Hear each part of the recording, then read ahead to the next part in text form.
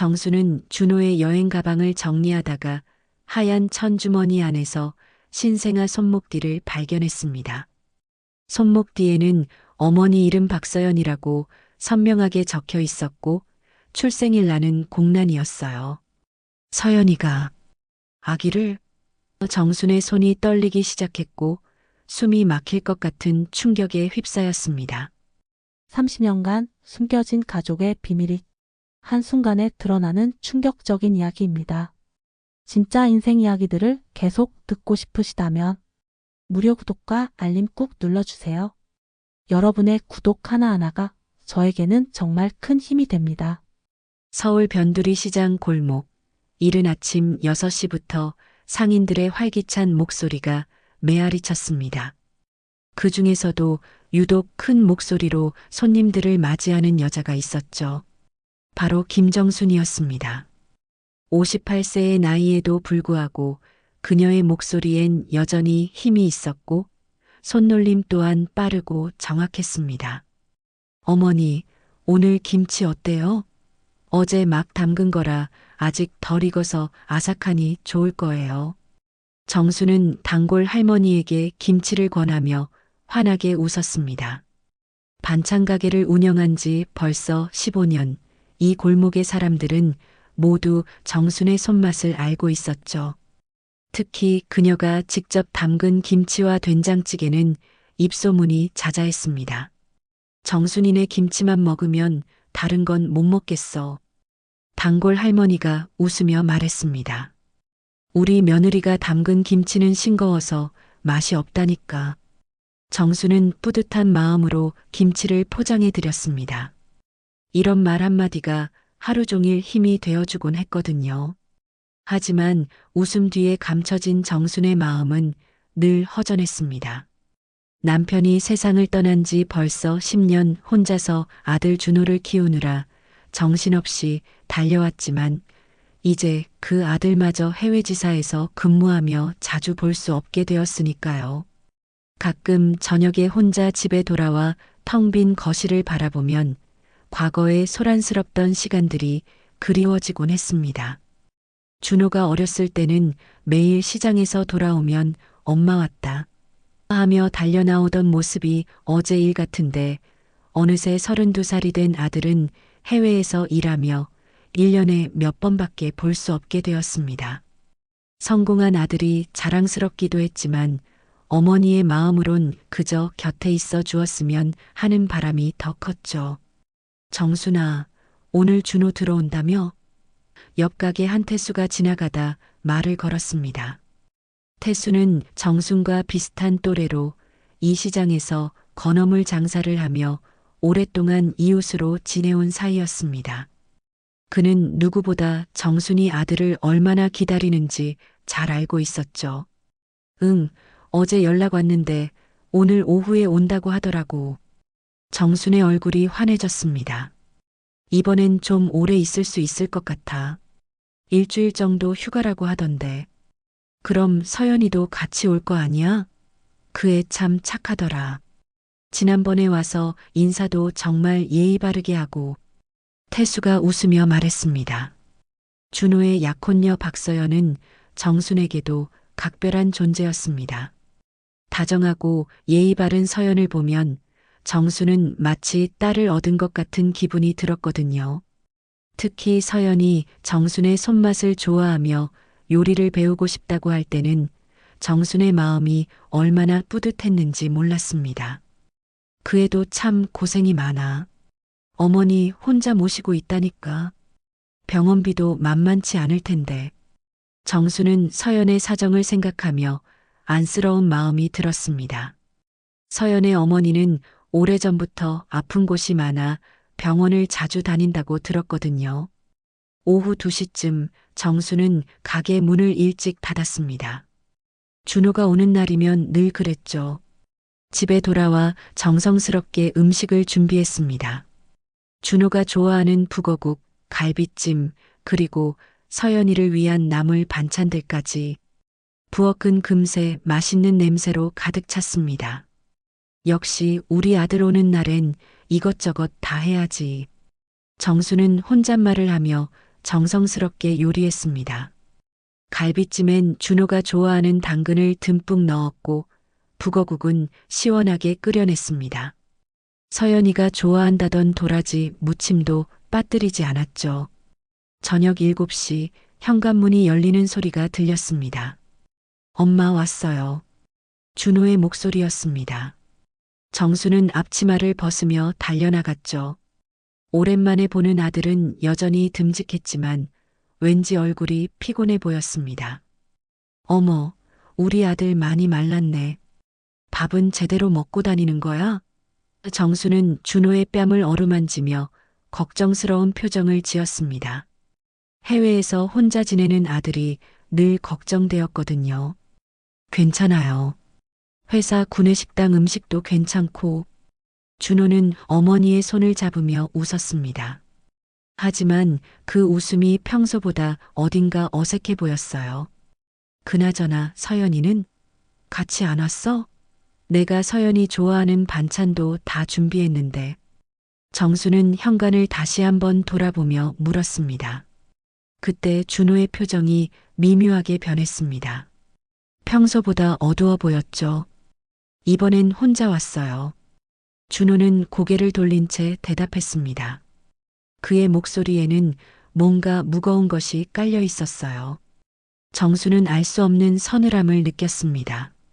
준호와 서연이 연인 관계가 된 지 벌써 3년, 결혼 이야기까지 오갔는데 갑자기 왜 이런 말을 하는 건지 이해할 수 없었거든요. 하지만 정수는 아들을 다그치지 않았습니다. 대신 따뜻한 밥상을 차려주며 조용히 기다렸죠. 그래도 맛있게 먹어라. 엄마가 내가 좋아하는 거 다 해놨잖아. 정수는 준호의 밥그릇에 북어국을 가득 담아주었습니다. 하지만 평소 같으면 맛있다고 연신 칭찬하던 준호가 오늘은 조용히 숟가락만 움직이고 있었어요. 준호야, 혹시 무슨 일 있는 거 아니야? 서연이랑 싸웠어? 정순이 조심스럽게 물어봤습니다. 아니에요. 그냥 좀 복잡한 일이 있어서요. 준호는 여전히 고개를 들지 않은 채 대답했습니다. 밤이 깊어갈수록 정순의 마음도 무거워졌습니다. 분명 아들에게 무슨 일이 생겼을 텐데 무엇인지 알 수 없어 답답했거든요. 하지만 32살이 된 아들을 어린아이 다루듯 할 수도 없는 노릇이었습니다. 다음 날 아침 정수는 평소보다 일찍 잠에서 깼습니다. 준호가 집에 있다는 사실만으로도 마음이 편안했지만 어젯밤 아들의 어두운 표정이 계속 머릿속에 맴돌았거든요. 부엌에서 아침 준비를 하며 준호의 방 쪽을 자꾸 돌아보게 되었습니다. 아직 자고 있나?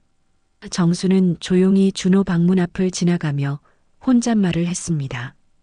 평소 같으면 벌써 일어나서 운동을 하러 나갔을 시간인데 오늘은 방에서 소리가 들리지 않았어요.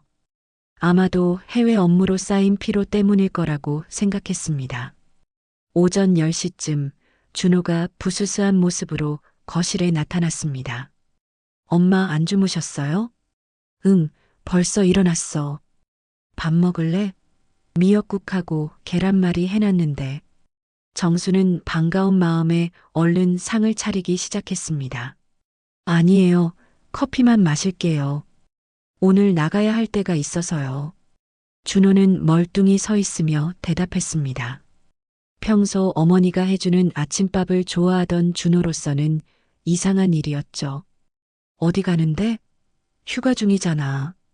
정순이 물어봤지만 준호는 그냥 볼 사람이 있어서요라고만 대답하고는 서둘러 씻으러 들어갔습니다. 1시간 후 준호는 정장 차림으로 나왔습니다.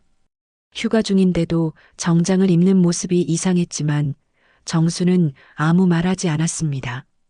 다만 현관에서 신발을 신는 준호에게 점심은 밖에서 먹고 저녁엔 꼭 들어와라고 당부했을 뿐이었죠. 네, 저녁에 일찍 들어올게요. 준호는 어머니에게 가볍게 인사하고 집을 나섰습니다. 하지만 그의 표정은 여전히 무거워 보였어요. 정수는 혼자 남은 집에서 청소를 시작했습니다. 오랜만에 아들이 집에 있으니 구석구석 깨끗하게 정리하고 싶었거든요. 거실 청소를 마치고 준호 방으로 향했습니다. 평소 깔끔한 준호답게 방은 정리되어 있었지만 침대 옆에 놓인 여행 가방이 눈에 띄었습니다. 이 더러워진 옷들은 빨아줘야겠네.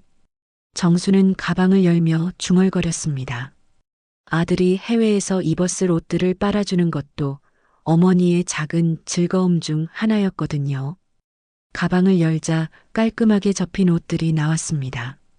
그런데 옷 사이사이에 뭔가 이상한 것들이 섞여 있었어요. 하얀 천으로 쌓인 작은 주머니, 그리고 그 안에는 투명한 비닐봉지에 담긴 무언가가 들어 있었습니다. 정수는 호기심에 천주머니를 풀어봤습니다.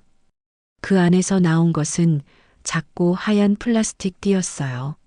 자세히 보니 병원에서 사용하는 신생아 손목띠였습니다. 손목띠에는 작은 글씨로 정보가 적혀 있었죠.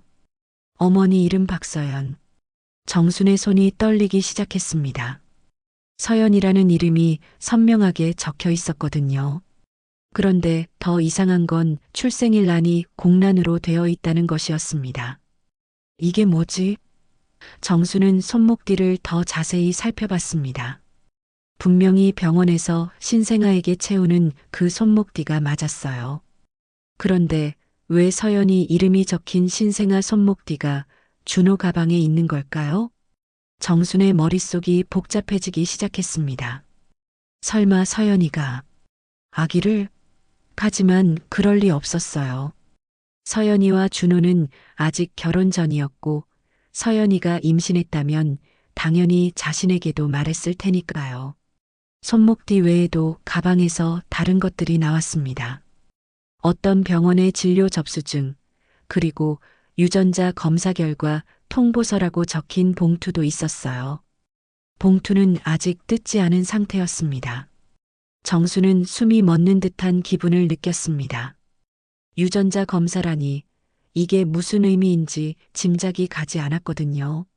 하지만 분명한 건 준호가 자신에게 말하지 않은 중요한 일이 있다는 것이었습니다. 가방을 더 뒤져보니 준호의 수첩도 나왔습니다. 평소 사생활을 존중해 주려고 아들의 물건을 함부로 보지 않던 정순이었지만 이번만큼은 다를 수밖에 없었어요. 수첩을 펼쳐보니 최근 날짜에 이상한 메모들이 적혀 있었습니다. 시립병원 산부인과 30년 전 기록, 정전 사고, 아기 바뀜 사고. 정순의 손이 더욱 심하게 떨렸습니다. 30년 전이라면 준호가 태어난 해였어요. 그리고 시립병원 산부인과는 바로 자신이 준호를 낳았던 그 병원이었습니다. 아기 바뀜 사고라니. 정수는 의자에 주저앉았습니다. 설마 그런 일이 있었던 건가요? 자신이 낳은 아기가 다른 아기와 바뀌었다는 말인가요? 그때 갑자기 30년 전 그날이 떠올랐습니다.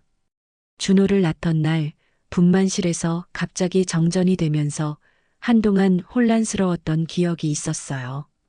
간호사들이 부산스럽게 뛰어다니고 비상등만 켜진 채로 어둠 속에서 출산을 마쳤던 그 밤 말이죠. 그날 정말 무슨 일이 있었던 건가? 정수는 불안한 마음으로 손목뒤를 다시 들여다봤습니다. 박서연이라는 이름이 더욱 선명하게 보였어요. 그리고 또 다른 기억이 떠올랐습니다. 그날 같은 병동에 있던 다른 산모 한 명. 그 여자는 아기를 낳자마자 아기가 보이지 않는다며 울부짖었었죠. 간호사들은 착각이라며 달랬지만 그 여자는 계속해서 자신의 아기를 찾아달라고 호소했었습니다. 혹시 그 여자가... 정수는 더 이상 생각하기가 무서워졌습니다.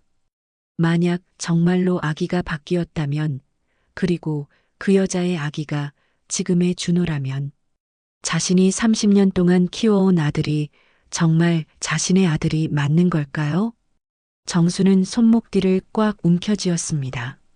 손이 너무 떨려서 제대로 잡을 수도 없었어요. 갑자기 모든 게 의심스러워졌습니다. 준호가 자신과 닮지 않았던 것도 성격이 달랐던 것도 이제야 이해가 되는 것 같았거든요. 아니야, 설마. 정수는 고개를 저었습니다. 하지만 마음 한편으로는 이 모든 증거들이 우연일 수만은 없다는 생각이 들었어요.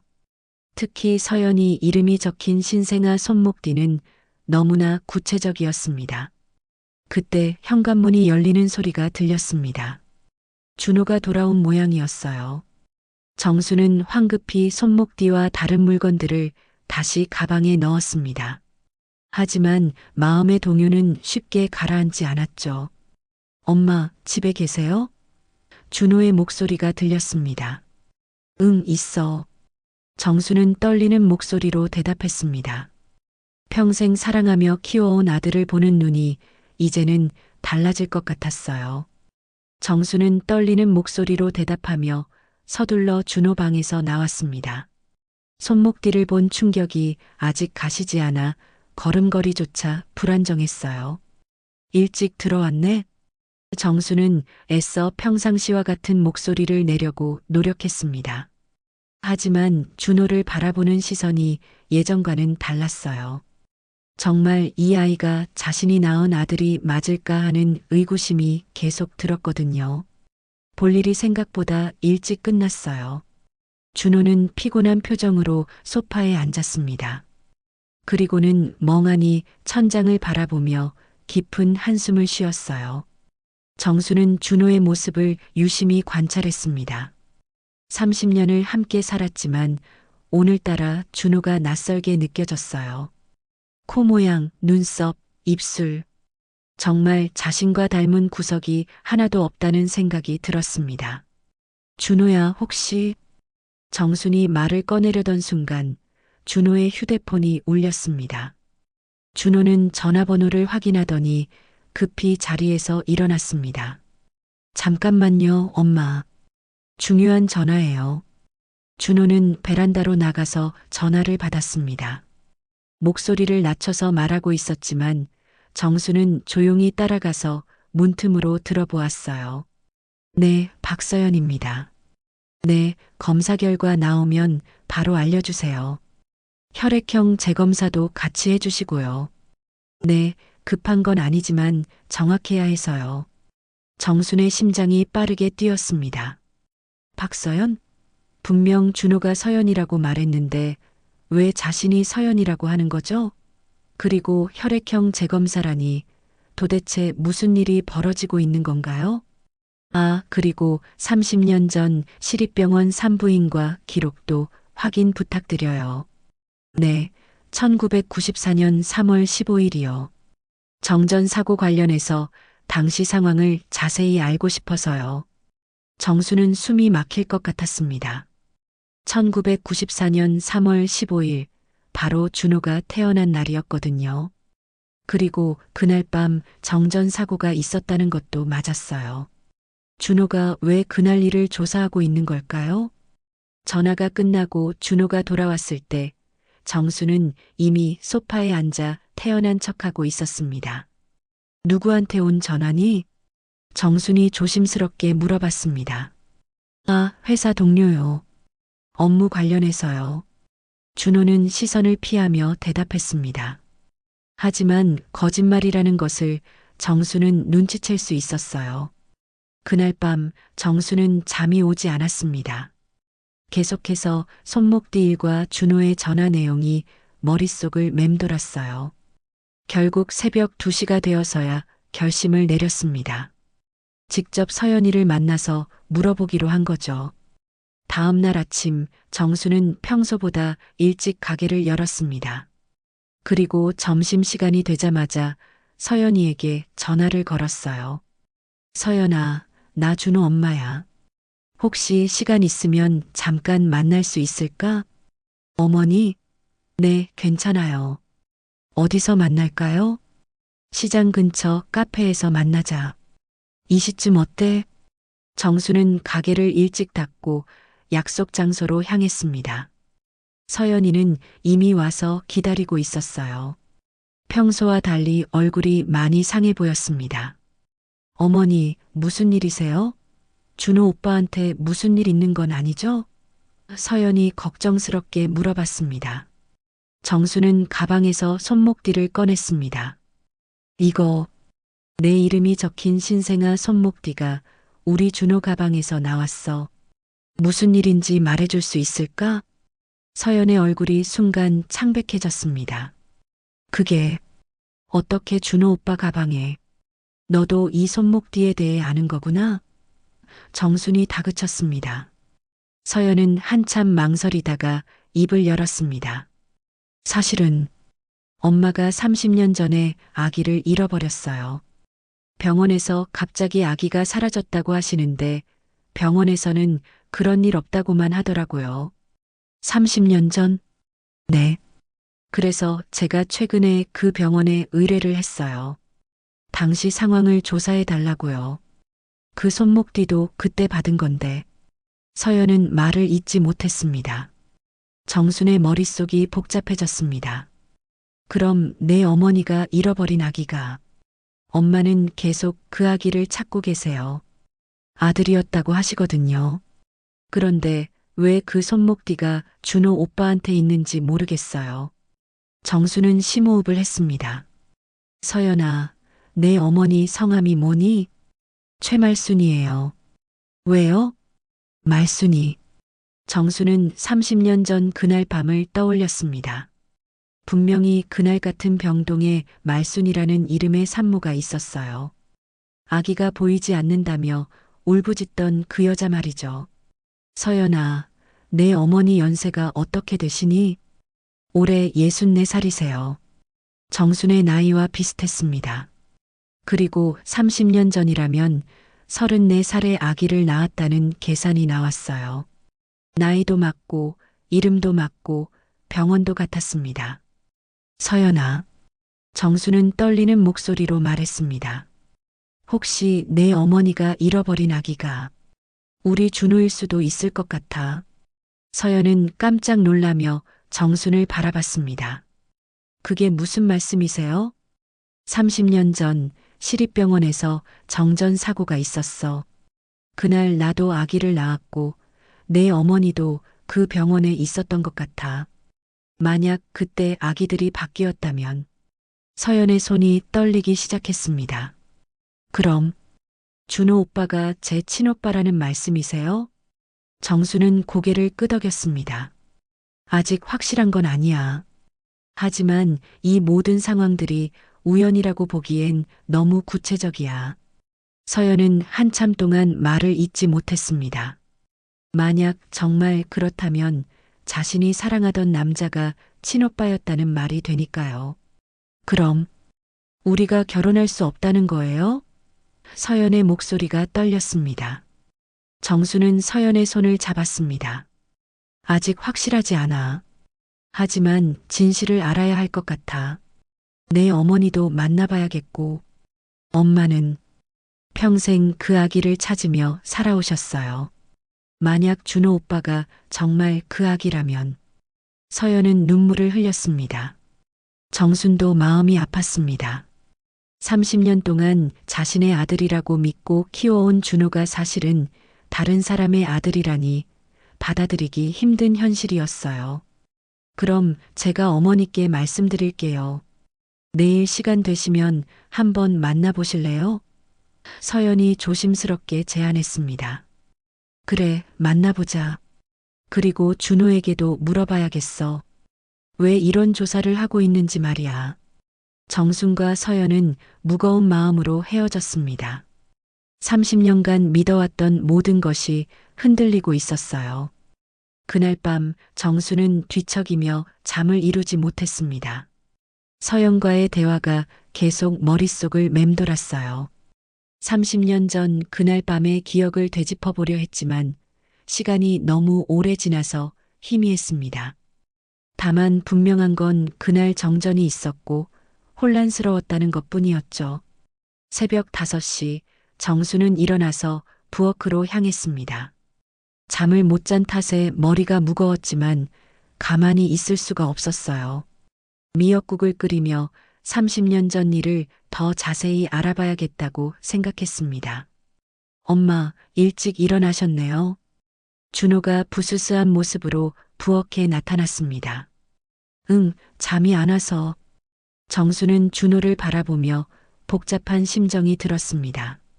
정말 이 아이가 자신의 아들이 아닐 수도 있다는 생각에 마음이 아팠거든요. 혹시 어디 아픈 데라도 있으세요? 준호가 걱정스럽게 물어봤습니다. 아니야, 괜찮아. 정수는 애써 웃으며 대답했습니다. 하지만 준호에게 직접 물어보고 싶은 충동을 참기 어려웠어요. 준호는 간단히 아침을 먹고 또다시 외출 준비를 했습니다. 오늘도 나가야 할 일이 있어서요. 저녁엔 들어올게요. 준호야. 정순이 준호를 불러 세웠습니다. 혹시 최근에 병원 일로 무슨 조사를 하고 있는 거 아니야? 준호의 표정이 순간 굳어졌습니다. 왜 그런 말씀을 하세요? 그냥 요즘 표정이 안 좋아서 혹시 건강에 문제라도 있는 건 아닌지 걱정되더라고. 아니에요. 그냥 업무 스트레스 때문이에요. 준호는 서둘러 현관으로 향했습니다. 하지만 그의 등에서 무언가 숨기고 있다는 느낌이 역력했어요. 오전 10시 정수는 가게를 열면서 옆 가게 태수에게 물어보기로 했습니다. 태수는 이 시장에서 가장 오래 살았고 동네 소식에도 밝았거든요. 태수야, 혹시 30년 전 시립병원에서 무슨 사고 있었던 거 기억나니? 정순이 물어봤습니다. 시립병원? 그때 말하는구나. 정전 사고 있었던 거 말이지? 태수가 고개를 끄덕였습니다. 정순의 가슴이 두근거렸습니다. 그 일 자세히 알고 있어? 그럼 그때 동네에서 꽤 시끄러웠거든. 산부인과에서 정전이 되면서 아기들이 뒤섞였다는 소문이 돌았어. 병원에서는 그런 일 없다고 했지만 몇몇 산모들이 자기 아기가 다르다고 주장했거든. 정수는 숨이 막힐 것 같았습니다. 정말 아기들이 바뀌었다는 거야? 확실한 건 모르지만 그때 병원에서 일하던 간호사 한 명이 나중에 그런 얘기 했다더라고. 정전 때문에 혼란스러워서 실수가 있었을 수도 있다고. 하지만 병원에서 워낙 덮으려고 해서 정확한 진상은 모르지. 정수는 등골이 서늘해졌습니다. 그럼 정말로 아기가 바뀔 수 있었다는 거네? 그런 것 같아. 그때 정전이 1시간 넘게 지속됐거든. 비상등만 켜진 상태에서 여러 명이 동시에 분만했는데 간호사들도 정신없었을 거야. 태수의 말을 들으니 정순의 의심이 더욱 확실해졌습니다. 30년 전 그날 밤 정말로 무언가 잘못된 일이 있었던 것 같았어요.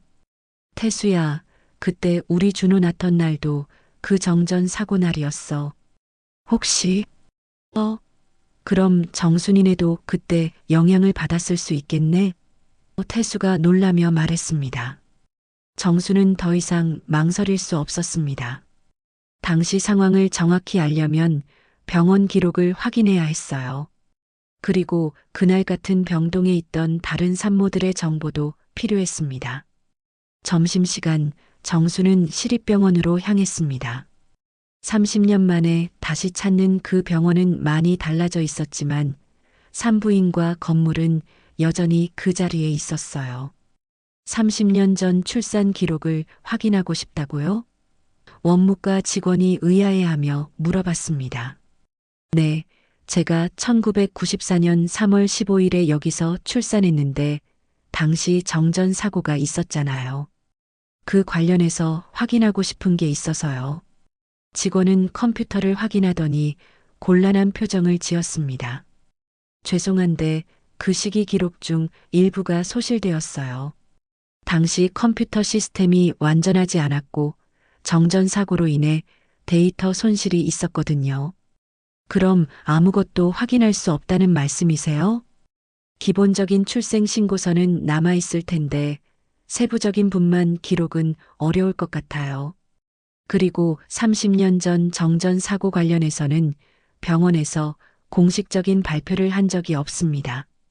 정수는 실망했지만 포기할 수 없었습니다. 혹시 그때 근무하던 간호사분들 중에 아직 계신 분 있나요? 글쎄요. 30년 전이면 대부분 퇴직하셨을 텐데. 잠깐만요. 직원이 다른 부서에 문의 전화를 걸었습니다. 몇 분 후 직원이 말했습니다. 산부인과에 김 간호사님이 그때부터 계셨다고 하는데 지금은 퇴직하셨어요. 하지만 연락처 정도는 알려드릴 수 있을 것 같습니다. 정수는 김 간호사의 연락처를 받아서 바로 전화를 걸었습니다. 다행히 김 간호사는 30년 전 그날 밤을 기억하고 있었어요. 그날 밤, 참 힘들었죠. 정전이 되면서 비상 상황이었거든요.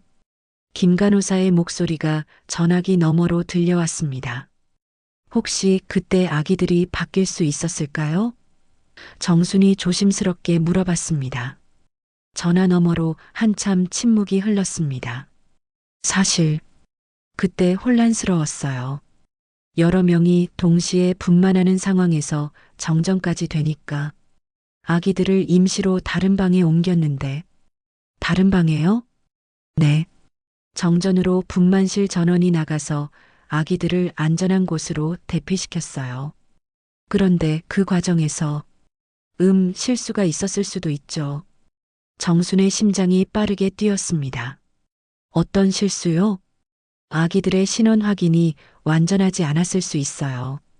당시엔 지금처럼 전산 시스템이 발달하지 않았고 모든 게 수기로 이루어졌거든요. 정전 상황에서는 더욱 어려웠고요. 그럼 정말로 아기가 바뀔 수 있었다는 말씀이신가요? 김 간호사는 또다시 침묵했습니다. 확실하게 말씀드리기는 어렵지만 가능성은 있었어요. 그래서 병원에서도 그 일을 조용히 넘어가려고 했던 것 같아요. 정수는 더 이상 의심할 여지가 없다고 생각했습니다. 30년 전 그날 밤 정말로 아기들이 바뀌었을 가능성이 높았어요. 혹시 그날 같은 시간에 분만한 산모들의 명단 같은 건 남아있을까요? 그건 개인정보라서 함부로 알려드릴 수는 없어요. 하지만 최말순이라는 분 기억나세요? 그분도 그날 밤에 분만하셨는데 아기가 보이지 않는다고 많이 우셨어요. 정수는 온몸에 소름이 돋았습니다. 최말순, 바로 서연의 어머니였어요. 그리고 그날 밤 자신과 말순이 동시에 분만했다는 것도 확인되었습니다. 김 간호사님, 마지막으로 하나만 더 물어봐도 될까요? 그날 밤 몇 명이나 분만했나요? 제 기억으로는 3명이었어요. 정수님하고 최말순님, 그리고 한 분 더. 하지만 그 한 분은 여자아이를 낳으셨고요. 정수는 모든 퍼즐이 맞춰지는 느낌이었습니다. 자신과 말순이 그날 밤 동시에 분만했고 정전사고로 아기들이 바뀌었을 가능성이 높았어요. 그렇다면 지금까지 자신이 키워온 준호는, 병원에서 돌아온 정수는 마음이 무너져 내리는 것 같았습니다. 김 간호사의 증언으로 30년 전 그날 밤의 진실이 거의 확실해졌거든요. 자신이 평생 아들이라고 믿고 키워온 준호가 사실은 다른 사람의 아들일 가능성이 높아진 것이죠. 집에 도착한 정수는 소파에 주저앉았습니다. 30년간의 기억들이 주마등처럼 스쳐 지나갔어요. 준호의 첫걸음, 첫마디, 입학식, 졸업식. 모든 순간을 함께 했는데 이제 와서 친아들이 아니라니 받아들이기 힘들었습니다. 그럼 내가 낳은 진짜 아이는 어디 있는 거지? 정수는 혼잣말을 하며 눈물을 흘렸습니다. 서연의 어머니 말순이 잃어버렸다는 아들이 준호라면 자신의 진짜 아이는 지금 어디서 무엇을 하고 있을까요? 그때 현관문이 열리는 소리가 들렸습니다. 준호가 돌아온 모양이었어요. 정수는 서둘러 눈물을 닦았습니다. 엄마, 집에 계세요? 준호의 목소리가 들려왔습니다. 응, 여기 있어. 정수는 떨리는 목소리로 대답했습니다. 준호를 보는 것만으로도 마음이 복잡해졌어요. 준호는 평소와 달리 무거운 표정을 하고 있었습니다. 손에는 큰 봉투를 들고 있었어요. 엄마, 저 할 말이 있어요. 준호가 조심스럽게 말을 꺼냈습니다. 정순의 심장이 빠르게 뛰었습니다. 무슨 말? 준호는 봉투에서 서류들을 꺼냈습니다. 사실 최근에 유전자 검사를 받았어요. 유전자 검사? 정수는 이미 예상했던 말이었지만 충격을 받은 척 했습니다. 네. 그리고 결과가 나왔어요. 준호의 목소리가 떨렸습니다. 엄마, 저 정말 죄송해요.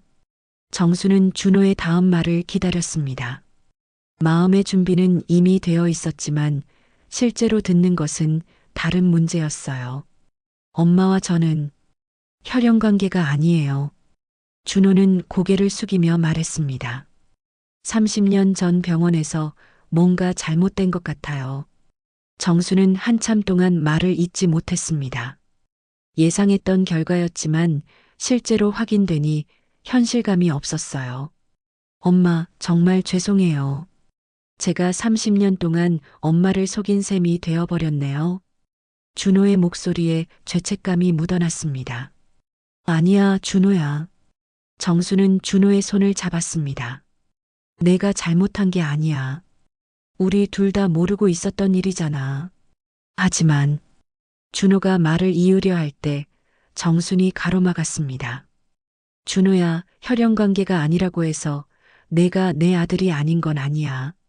30년 동안 함께 산 시간이 거짓이 되는 건 아니거든. 준호는 눈물을 흘리며 정순을 안았습니다. 엄마, 그런데 준호야, 너는 어떻게 이 사실을 알게 된 거야? 정순이 물어봤습니다. 준호는 잠시 망설이다가 입을 열었습니다. 서연이 때문이에요. 서연이 어머니가 30년 전에 잃어버린 아들을 찾고 계신다고 하더라고요. 그래서 혹시나 해서 검사를 해봤는데 서연이 어머니가 최말순 씨지? 정순이 확인했습니다.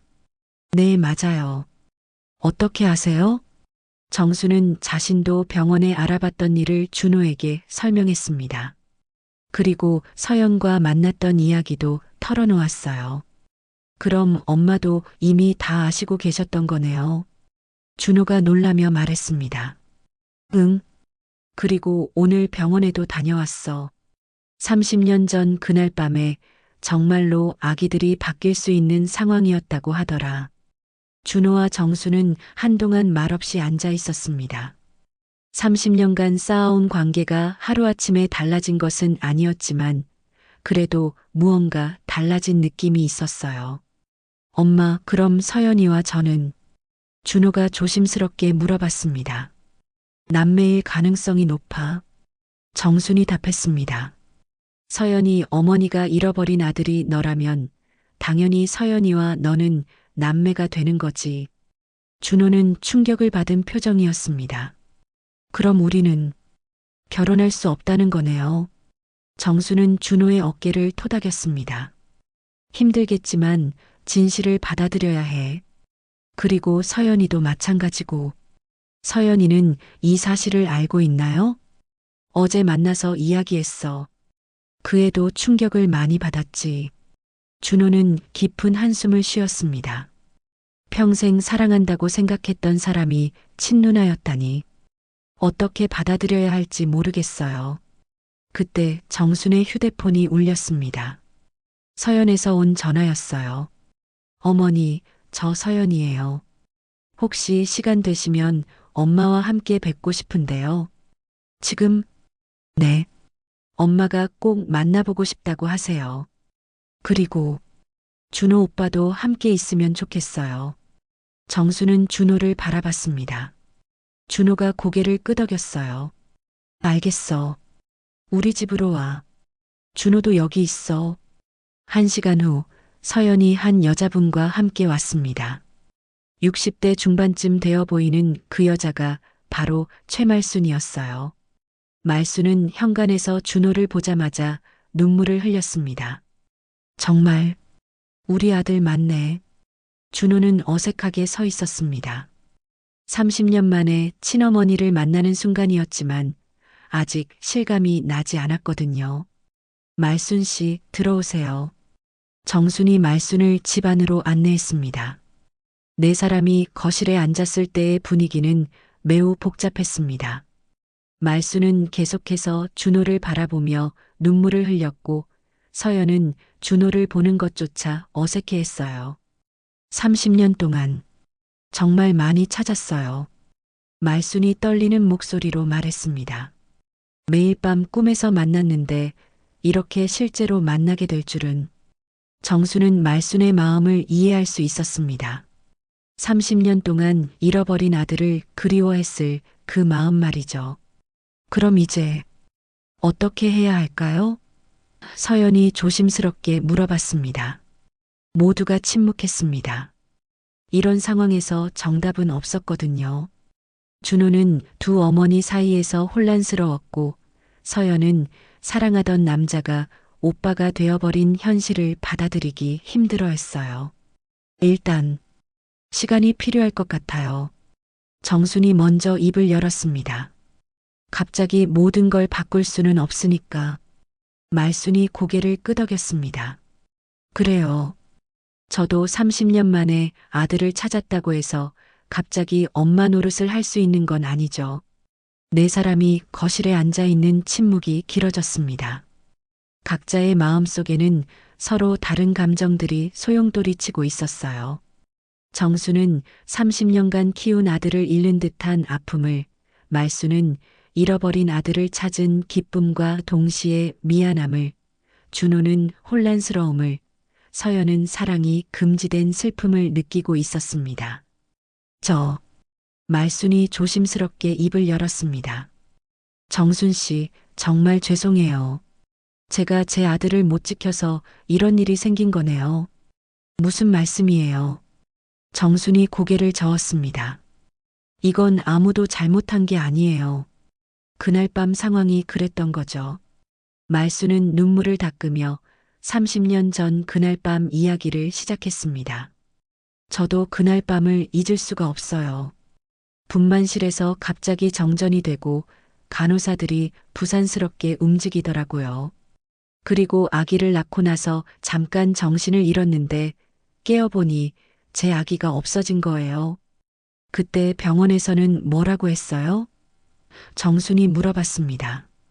착각이라고 했어요. 제가 너무 힘들어해서 헛것을 본다고. 하지만 저는 분명히 아들을 낳았거든요. 아기 울음소리도 들었고요. 말순의 목소리가 떨렸습니다. 준호가 처음으로 입을 열었습니다. 그럼 어머니는 30년 동안 저를 찾고 계셨던 거예요? 매일같이 찾았어. 병원마다 다니고 경찰서에도 신고하고 미아찾기 센터에도 등록했지.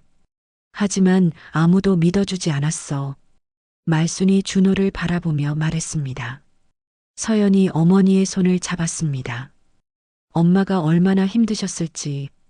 그런데 정순 씨. 말순이 정순을 바라봤습니다. 정순 씨가 낳으신 진짜 따님은 어디 계실까요? 정순은 그 질문을 받고 마음이 무너져 내렸습니다. 준호를 찾은 말순의 기쁨과 달리 자신은 진짜 딸이 어디 있는지조차 모르는 상황이었거든요. 저도 모르겠어요. 정순의 목소리가 작아졌습니다. 30년 전 그날 밤에 무슨 일이 있었는지 정확히 알아야 할 것 같아요. 준호가 가방에서 서류를 꺼냈습니다. 사실 저도 더 조사해 봤어요. 30년 전 시립병원 산부인과에서 근무했던 사람들을 찾아봤거든요. 누구를 만났어? 정순이 물어봤습니다. 당시 산부인과 과장이었던 박이사 선생님을 만났어요. 지금은 은퇴하셨지만 그날 밤 일을 생생히 기억하고 계시더라고요. 모두가 준호의 말에 집중했습니다. 박이사 선생님 말씀으로는 그날 밤 정전으로 인해 정말 혼란스러웠다고 해요. 3명의 산모가 거의 동시에 분만했는데 정전 때문에 아기들을 안전한 곳으로 옮겨야 했다고 하시더라고요. 3명? 말순이 물어봤습니다. 네. 정순 어머니, 말순 어머니, 그리고 한 분 더요. 그런데 그 한 분은 여자아이를 낳으셨다고 하더라고요. 정순의 가슴이 뛰기 시작했습니다. 그 여자아이가 혹시 내 딸일까? 가능성이 높아요. 준호가 답했습니다. 박이사 선생님이 당시 기록을 찾아보셨는데 그날 밤 태어난 아기는 남자아이 둘, 여자아이 하나였다고 해요. 그럼 그 세 번째 산모분은 누구예요? 서연이 물어봤습니다. 준호는 잠시 망설이다가 말했습니다. 이미경 씨라는 분이에요. 지금은 부산에 살고 계시다고 하더라고요. 정수는 온몸이 떨렸습니다. 그럼 그분이 내 딸을 키우고 계실 수도 있다는 거네? 박이사 선생님 말씀으로는 그럴 가능성이 높다고 하시더라고요. 당시 아기들을 옮기는 과정에서 실수가 있었을 수 있다고. 말순이 정순의 손을 잡았습니다. 정순 씨, 우리 같이 그분을 찾아가 봐요. 30년 만에 진실을 알아야죠. 하지만 정수는 쉽게 결정을 내릴 수 없었습니다. 만약 정말로 그 여자가 자신의 딸이라면 30년 동안 다른 가족으로 살아온 그 아이에게 갑자기 나타나는 것이 옳은 일일까요? 엄마, 준호가 정순을 바라봤습니다. 저도 처음엔 두려웠어요. 이 모든 진실을 알게 되는 게. 하지만 진실을 모른 채로는 아무도 행복할 수 없을 것 같아요. 서연이 고개를 끄덕였습니다. 준호 오빠 말이 맞아요. 저희도 이 상황을 어떻게 받아들여야 할지 모르겠지만 일단 모든 진실을 알아야 할 것 같아요. 정수는 잠시 생각에 잠겼습니다. 30년 동안 자신의 진짜 딸이 어디서 어떻게 살고 있었는지, 그리고 그 아이는 지금 행복한지 궁금했어요. 알겠어요. 정순이 결심을 내렸습니다. 그분을 만나보죠. 하지만 신중하게 접근해야 할 것 같아요. 말순이 기뻐하며 말했습니다. 고맙습니다, 정순 씨. 우리 함께 진실을 찾아봐요. 준호가 휴대폰을 꺼냈습니다. 박이사 선생님이 이미경 씨 연락처도 주셨어요. 제가 먼저 연락해서 상황을 설명해 볼까요? 그래, 그렇게 하자. 정순이 동의했습니다. 준호는 전화를 걸었습니다. 한참 후에 전화가 연결되었어요. 여보세요, 이미경 씨신가요? 저는 김준호라고 하는데요. 30년 전 시립병원에서 출산하신 적 있으시죠? 네, 그날 밤에 대해 중요한 이야기가 있어서 연락드렸어요. 전화 너머로 이미경 씨의 목소리가 들려왔습니다. 놀란 듯한 목소리였어요. 그 일에 대해서는 사실 저도 의심하고 있었어요. 제 딸이 저와 전혀 닮지 않아서요. 네, 만나서 이야기해보죠. 준호가 전화를 끊고 다른 세 사람을 바라봤습니다. 이미경 씨도 그날 밤 일을 의심하고 계셨대요. 내일 서울로 올라오신다고 하네요. 정수는 가슴이 두근거렸습니다. 30년 만에 진짜 딸을 만날 수도 있다는 생각에 기대와 두려움이 동시에 밀려왔어요. 그럼 내일이면 정순이 중얼거렸습니다. 네, 내일이면 모든 진실이 밝혀질 거예요. 준호가 답했습니다. 그날 밤 네 사람은 각자 다른 마음으로 잠자리에 들었습니다. 30년간 숨겨져 있던 진실이 마침내 드러날 순간이 다가오고 있었어요. 다음 날 아침 정수는 평소보다 훨씬 일찍 잠에서 깼습니다. 밤새 뒤척이며 30년 만에 진짜 딸을 만날 수도 있다는 생각에 잠을 이룰 수 없었거든요. 부엌에서 미역국을 끓이며 마음을 진정시키려 했지만 손이 계속 떨렸습니다. 엄마 못 주무셨어요? 준호가 부스스한 모습으로 나타났습니다. 그의 얼굴에도 밤새 잠 못 이룬 흔적이 역력했어요. 응, 잠이 안 오더라. 정수는 준호에게 따뜻한 미역국을 내어주었습니다. 너도 많이 힘들지? 준호는 고개를 끄덕였습니다. 사실 무서워요. 모든 게 확실해지면 우리 관계가 어떻게 될지. 정수는 준호의 어깨를 토닥였습니다. 무슨 일이 있어도 넌 내 아들이야. 30년간 함께한 시간은 그 누구도 바꿀 수 없어. 오전 10시 약속한 카페에 네 사람이 모였습니다. 정순, 준호, 말순, 서연 모두 긴장한 표정이었어요. 이미경 씨는 아직 오지 않았습니다. 혹시 안 오시는 건 아닐까요? 서연이 걱정스럽게 말했습니다. 그때 카페 입구로 한 여자분이 들어왔습니다. 50대 후반쯤 되어 보이는 그 여자가 주위를 둘러보더니 이쪽으로 걸어왔어요. 혹시 김준호 씨신가요? 여자가 조심스럽게 물어봤습니다. 네, 맞습니다. 이미경 씨시죠? 준호가 일어서며 인사했습니다. 이미경은 네 사람을 바라보며 복잡한 표정을 지었습니다. 30년 만에 이런 자리를 갖게 될 줄은 몰랐네요. 모두가 앉자 이미경이 먼저 말을 꺼냈습니다. 사실 제가 먼저 연락드렸어야 했는데 확신이 없어서 망설였어요. 어떤 확신요? 정순이 물어봤습니다. 제 딸 지은이가 저와 전혀 닮지 않아요. 성격도 다르고 외모도 완전히 달라요. 그래서 혹시나 했는데 이미경의 목소리가 떨렸습니다. 말순이 조심스럽게 물어봤습니다. 지은 씨는 지금 몇 살이에요? 30살이에요. 올해 결혼도 했고요. 정순의 가슴이 두근거렸습니다.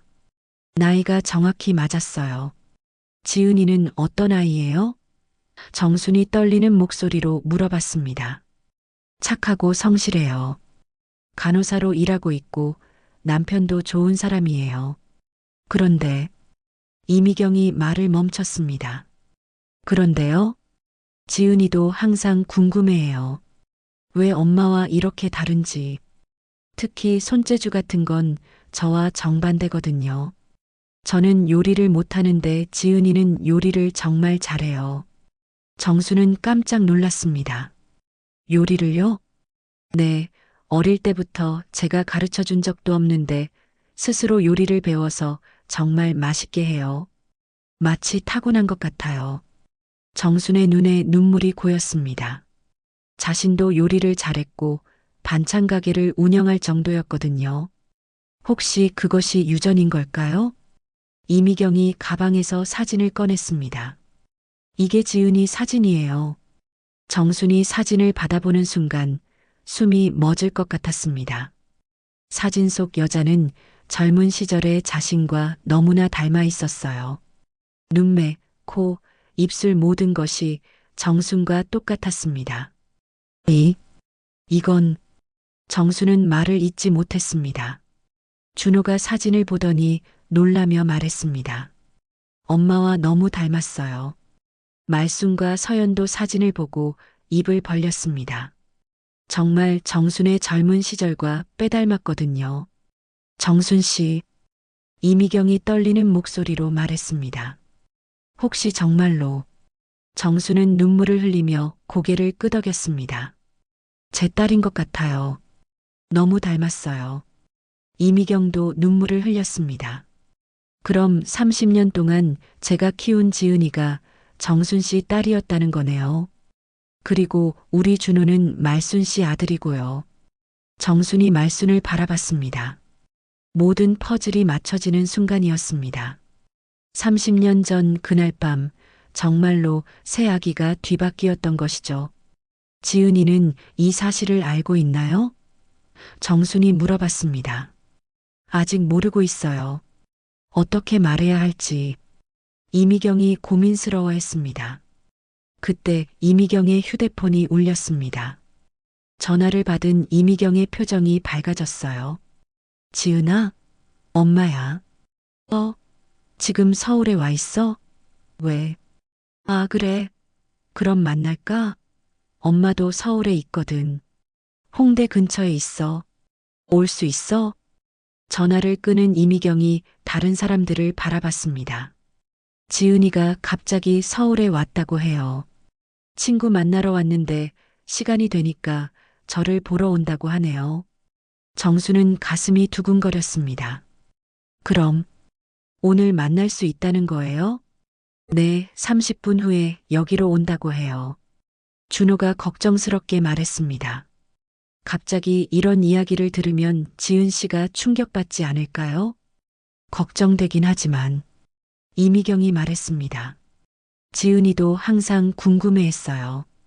자신의 정체성에 대해서 오히려 진실을 알면 마음이 편해질 수도 있을 것 같아요. 30분 후 카페 입구로 젊은 여자가 들어왔습니다. 바로 지은이었어요. 사진에서 본 것보다 더욱 정순과 닮아 있었습니다. 엄마, 지은이 이미경에게 다가와 안겼습니다. 그리고 다른 사람들을 보며 의아해했어요. 이분들은 누구세요? 이미경은 지은을 자리에 앉히고 조심스럽게 상황을 설명했습니다. 30년 전 병원에서 있었던 일, 그리고 아기들이 바뀌었을 가능성에 대해서 말이죠. 지은은 처음에는 믿기 어렵다는 표정이었지만 정순을 자세히 보더니 놀라며 말했습니다. 정말 저와 너무 닮으셨어요. 지은아. 정순이 떨리는 목소리로 말했습니다. 30년 동안 너를 찾고 있었어. 지은의 눈에 눈물이 고였습니다. 그럼 제가 정말 어머니의 딸인가요? 정수는 고개를 끄덕이며 지은의 손을 잡았습니다. 그런 것 같아. 너무 늦게 찾아서 미안해.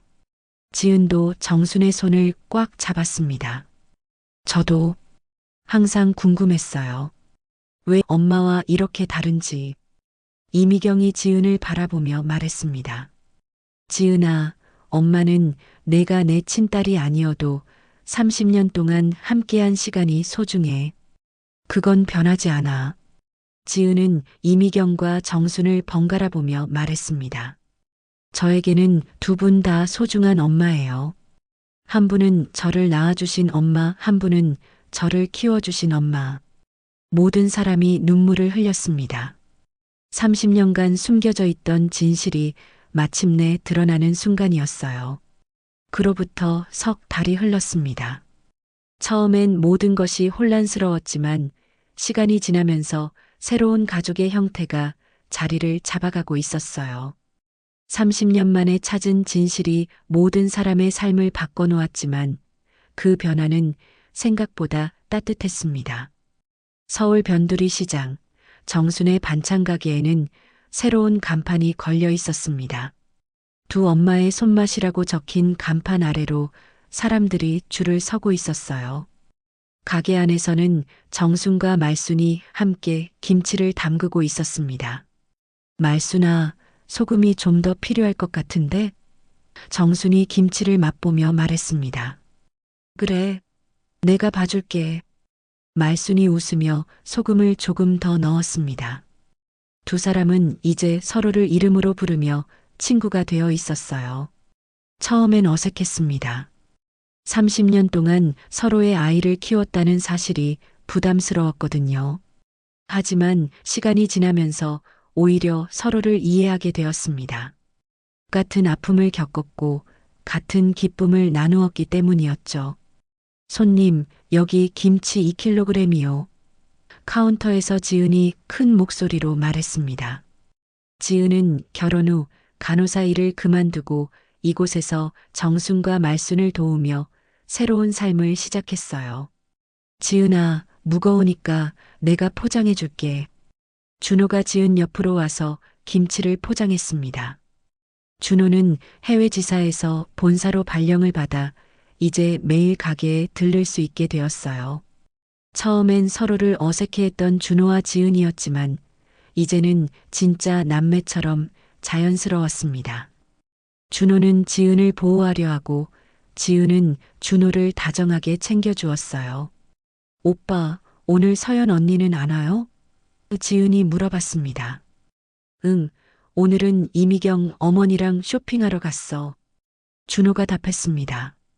서연과 이미경도 이제는 진짜 모녀처럼 지내고 있었습니다. 서연은 처음에 많이 혼란스러워했어요. 사랑하던 남자가 오빠가 되었고 키워준 어머니와 낳아준 어머니가 바뀌었으니까요.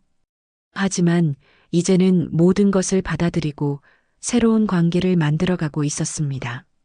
오후 3시쯤 서연과 이미경이 가게에 들어왔습니다. 두 사람 모두 밝은 표정이었어요. 어머니들, 안녕하세요. 서연이 정순과 말순에게 인사했습니다. 서연은 이제 정순을 정순 어머니, 말순을 엄마라고 부르고 있었어요. 서연아, 쇼핑 잘했어? 말순이 딸을 반갑게 맞았습니다. 네, 어머니가 예쁜 옷 많이 사주셨어요.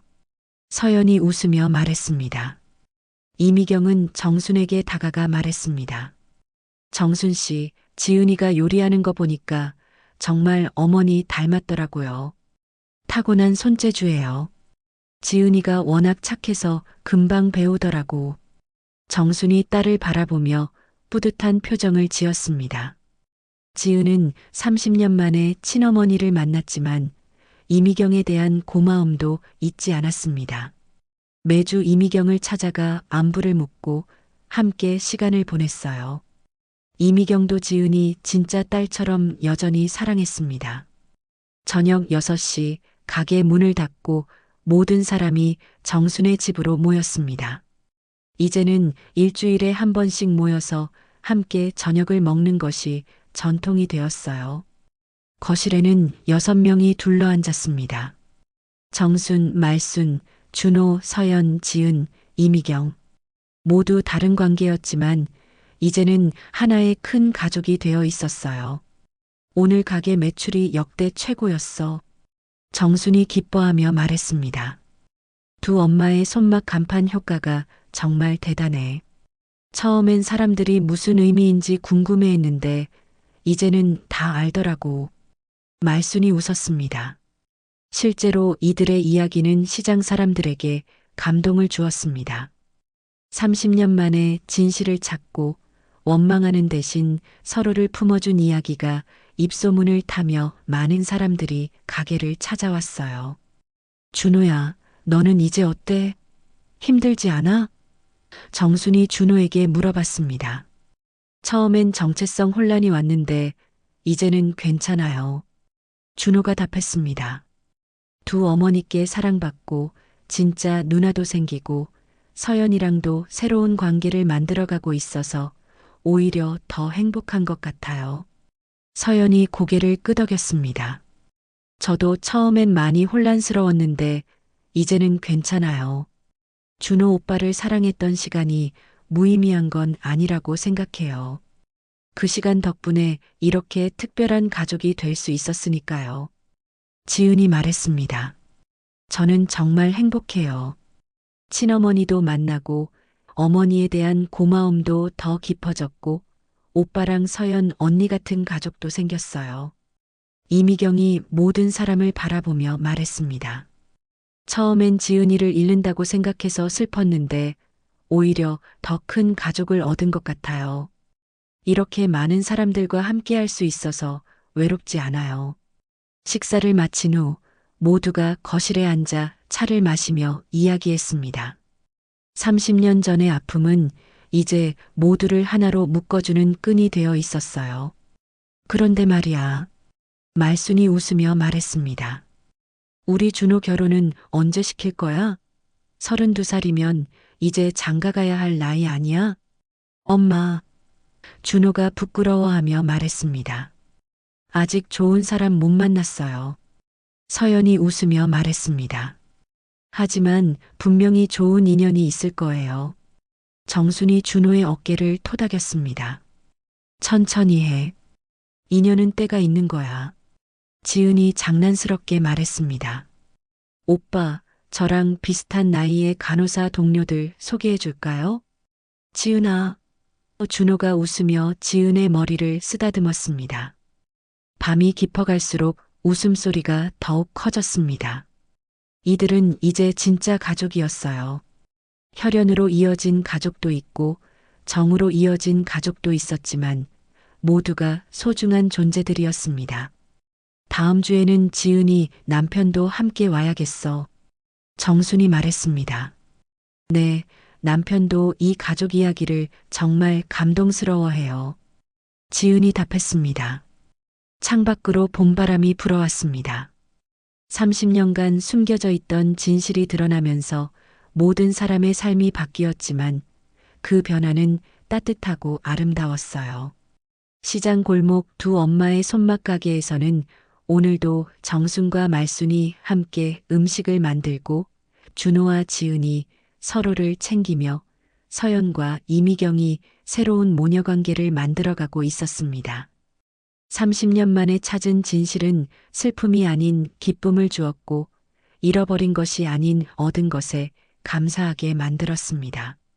그리고 골목 안으로 봄바람 같은 웃음소리가 끝없이 번져갔습니다. 오늘 이야기가 어떠셨나요? 마음에 드셨다면 무료 구독과 좋아요 꼭 눌러주세요. 댓글로 오늘 이야기 소감도 남겨주시면 정말 기뻐요. 그럼 다음 이야기에서 또 만나요.